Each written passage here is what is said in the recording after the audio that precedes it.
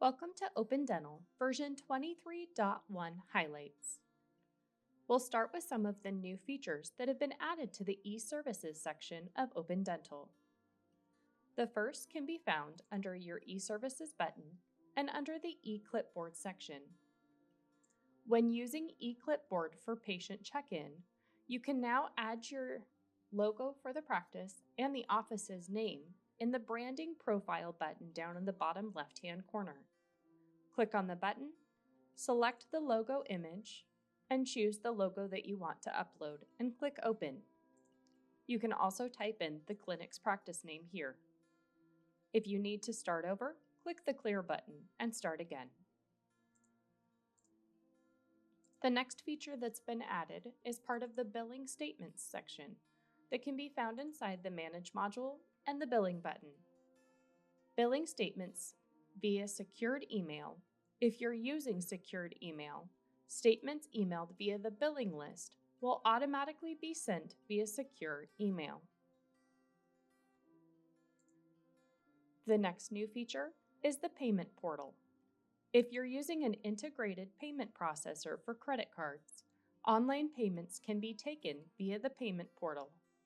Payments can be made via the portal or using a direct link that can be emailed or texted to patients.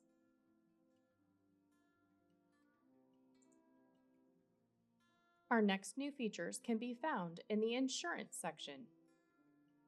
Open Dental will automatically update the payer ID list now if your office is using EDS. Starting last version in 22.4, PayConnect had this ability. Now EDS will be one of the clearinghouses that we can automatically update the payer ID list for you. This list is updated once a week using the Open Dental service. Payers that were updated using the service will have information noted under Setup, Family/Insurance, and Payer IDs. It will look similar to this and show the payer ID number, carrier name, any comments that came over, is Medicaid is allowed to be checked, and any attributes that came over from them, including whether or not this payer ID accepts things like attachments. The next new feature is a per-visit copay amount. Per-visit copay amounts can be set up for the appointments to be charged one copay. This is used when the insurance plan allows the office to collect the copay amount, but does not split the copay among the different procedures.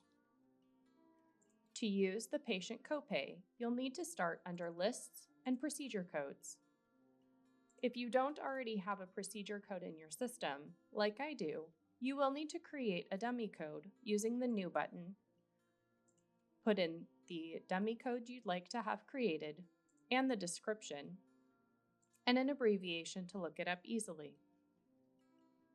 You'll typically mark these as do not usually bill to the insurance, and then choose which category you'd like to have this procedure code fall into for easy searching. After you've created a dummy code for the per-visit copay, you're going to go to Setup and Preferences under the Family section for Insurance and in your per-visit section. This is where you're going to either type in your copay procedure code or choose the ... next door to be able to find the procedure code you created. You can also include an insurance procedure code. If you set up the insurance copay, this is where the office bills a set amount to the insurance for each appointment. Typically, you would use procedure code D9430. Once your preferences are set up, you'll go to the patient-specific insurance plan. Double-click into the insurance plan and click the Other Insurance Info button. Set the per-visit amount in the patient copay or the dollar amount in your insurance copay section. When the appointment is scheduled, the appropriate code will be automatically added.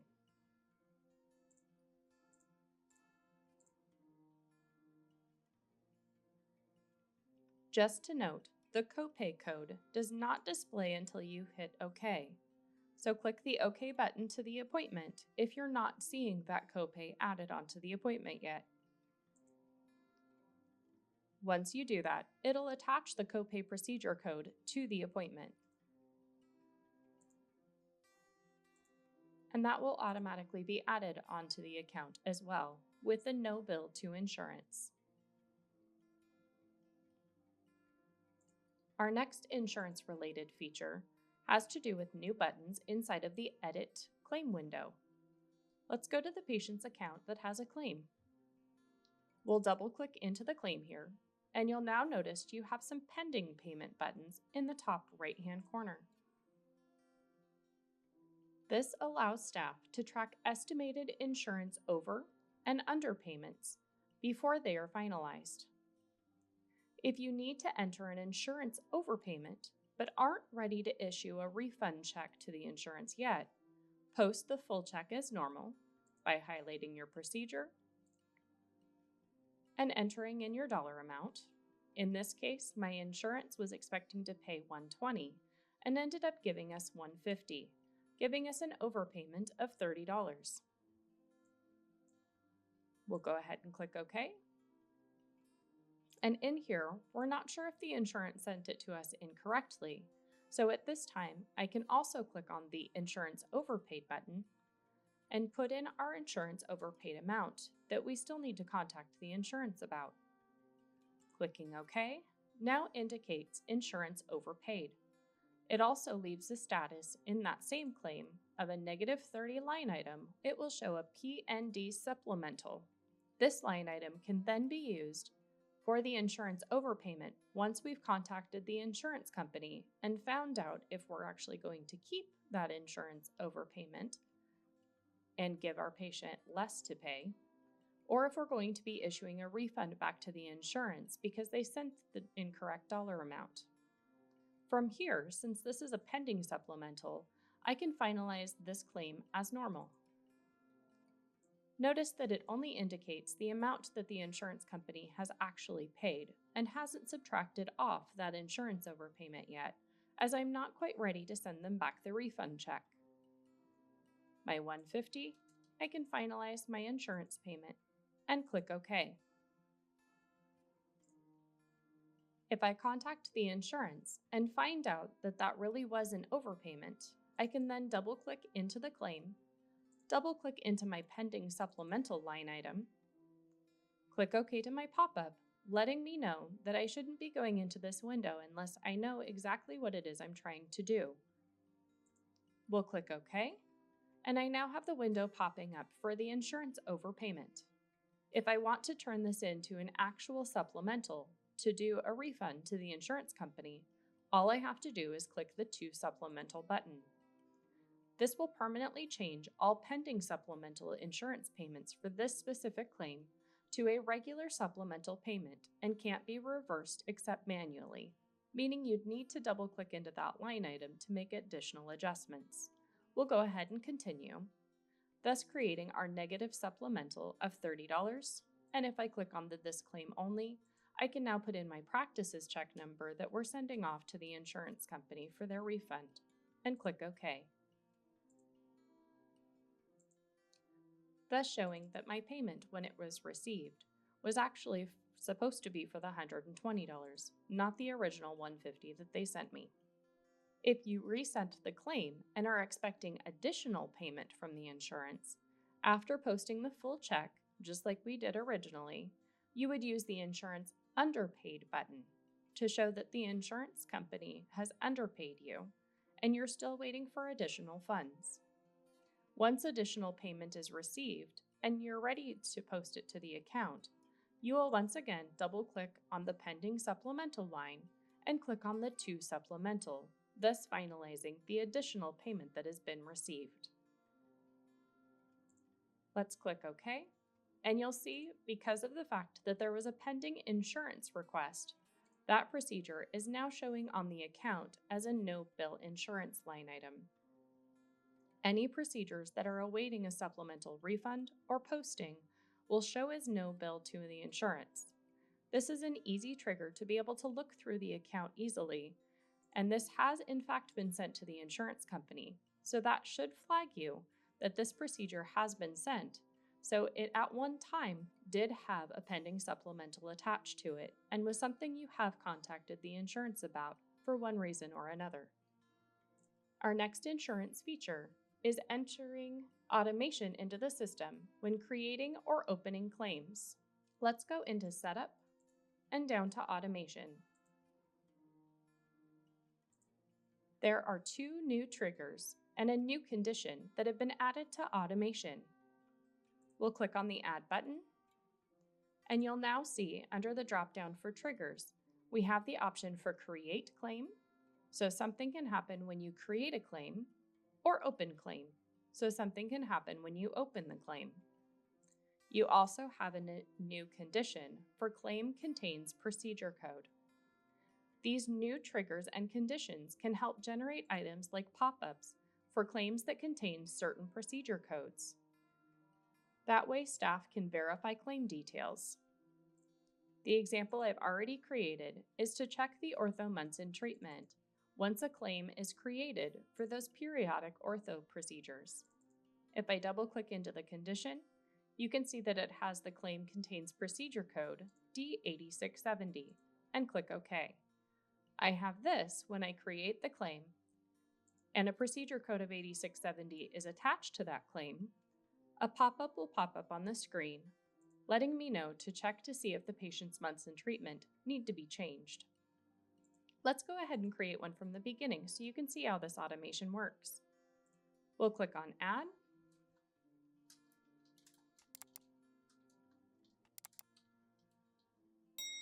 we're going to go ahead and do this one as a reminder to check to make sure the procedure code has been marked for initial plus periodic. We'll have it as a create claim. And in this case, I want it to look for a specific procedure code that doctor always forgets to mark whether it's initial or periodic. So we'll click on Add. Claim contains procedure code. And if you know your procedure code, you can type it in.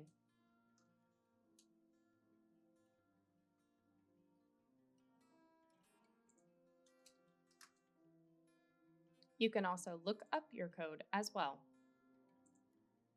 We'll click OK. Keep in mind in the conditions section that if you add multiple codes in the conditions window, all of those conditions would have to be met for the pop-up to show on your screen. If you have individual procedure codes that you want to create automations for the same thing, you do need to create them one at a time using the Add button to make sure that all conditions for the procedure codes that have been completed are inside the conditions window. This will go ahead and do it as a pop-up. Please check that doctor has indicated initial plus periodic by opening up the specific procedure code.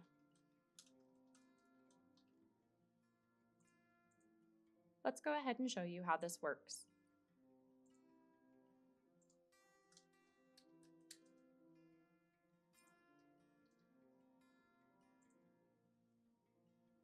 Here's the this date that's not entered and continue anyway. So if this is not chosen when somebody charts the procedure code, I now have the pop-up that's going to be showing up on the claim when I create it.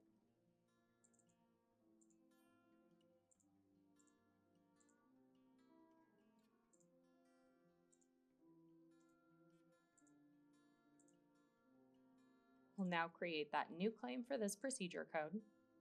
And you can see here to please check that the doctor has indicated initial plus periodic by opening up the specific procedure code. It'll still create the claim for you, but before I send it out, I'm going to go ahead and double click into that procedure code and be able to check this with doctor. The next new feature request is being able to see new options for viewing inside of a dynamic payment plan. You can now see more detailed breakdowns of charges in the dynamic payment plans. They will still be summarized by default. To show you what I mean, Inside of the schedule here, you can see the number of charges that are going to be happening for the payment plan, but not have an easy identifiable way of seeing what charges are attached to the payment plan. You can now click on the Ungrouped, and Open Dental will show you the actual procedure codes and the production that was charged to this payment plan that those payments are going to be linked to. Inside your Production tab, you also have Show Attached P&I. This will allow you to see the procedures that are attached to the dynamic payment plan, the charges for the payment when they hit, and then any payments that are attached and that they're specifically attached to the procedure above.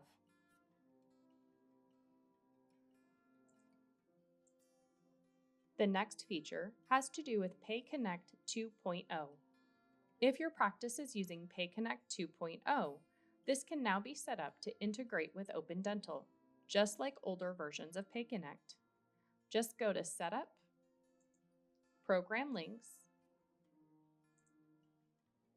and under PayConnect,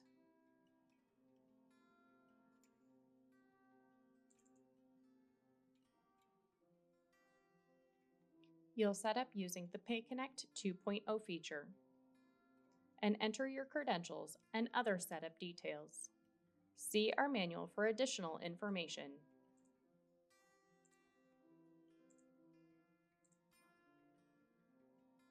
Our next feature is under the Setup and Security window. Under your user groups, and picking a specific user group that you want this permission to affect, we now have the permission for the appointment resize.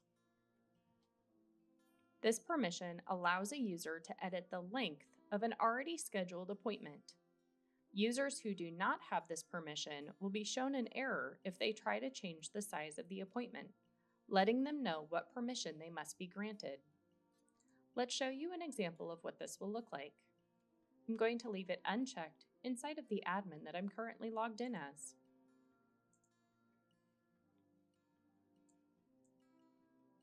Trying to change the length of the appointment will show that it's not authorized. A user with the security admin permission must grant you access for, and the system will tell you exactly what you don't have permission to do right now. Our next feature has to do with referrals. Let's go to Lists and Referrals. I'm going to go into a specific referral. You can now enter non-patient related information on referral sources. A history of the comm logs displays in the Edit Referral window.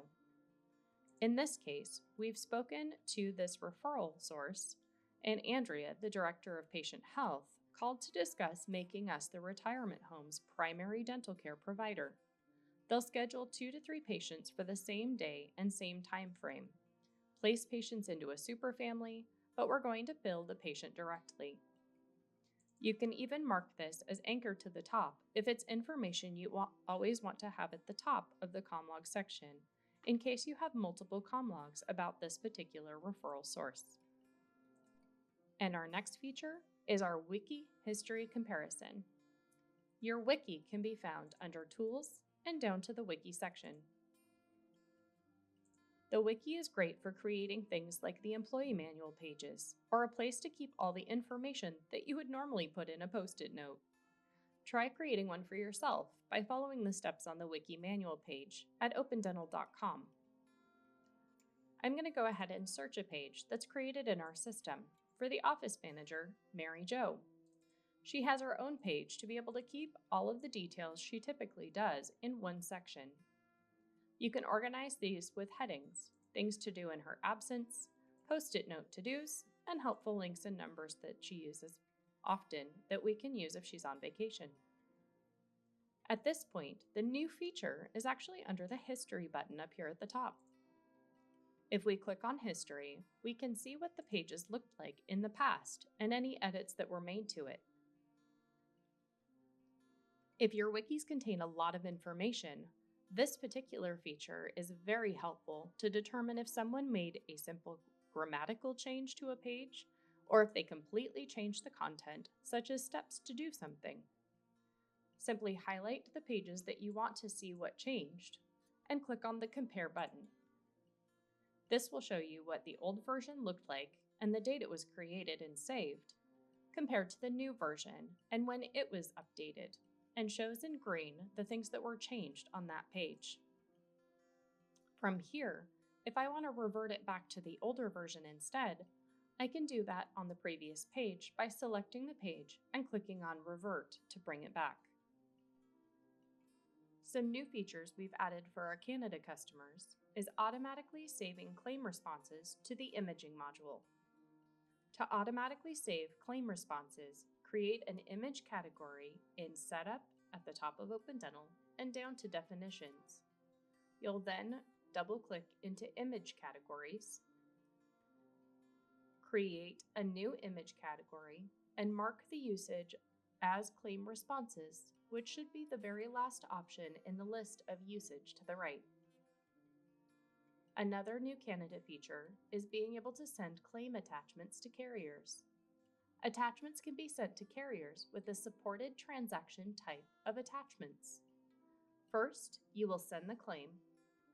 Then, when the carrier requests attachments, you'll return to the claim and double-click.